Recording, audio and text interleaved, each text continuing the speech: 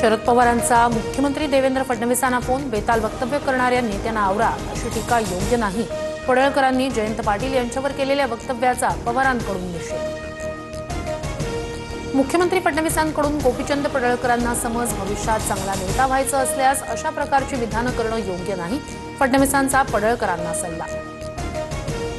अशी वक्तव्य न करण्याच्या मुख्यमंत्री फडणवीसांच्या फोनवरून सूचना, मी सूचनांचं पालन करेन।